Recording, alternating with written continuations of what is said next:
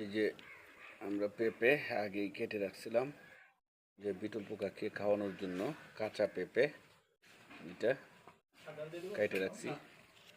এটার এই যে শুকায় গেছে, কারণ এটার মধ্যে একটা ভেজা ভেজা ভাব থাকে, পানি থাকে আর আটালু কষ থাকে, যার ফলে এটা দিলে বুসি নষ্ট হয় এবং পাঙ্গাস হওয়ার একটা সম্ভাবনা থাকে। আমরা আগে কাইটে রাখছি এবং এটা প্রত্যেকটাতে 3 পিস করে দাও। হলো 10তম ব্যাচের 3 পিস করে দাও। এটা 11তম দাও।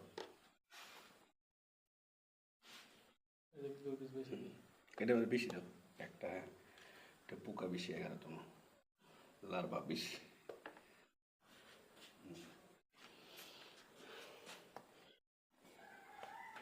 এটা হলো কত, 12তম।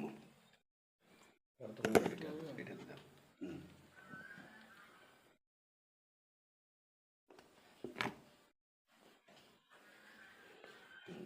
তুমি এটা মধ্যে দাও, পিস করে দাও।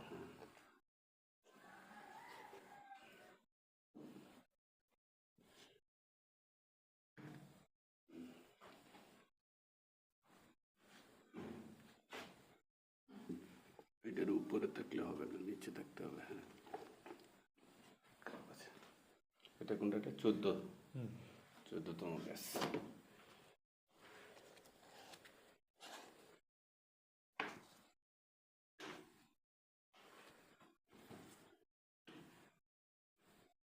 এটা কম দাও,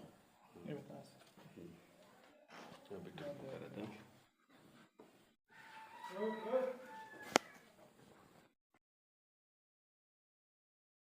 এই ঘরের টেম্পারেচার এখন 31, রিডিং করতেছে 31।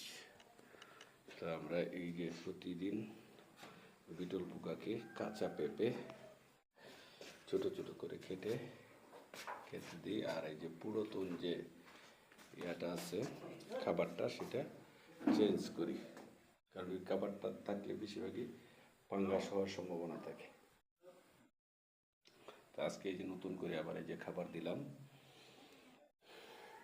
প্রত্যেকটা বাটিতে, যে নতুন করে খাবার দিলাম।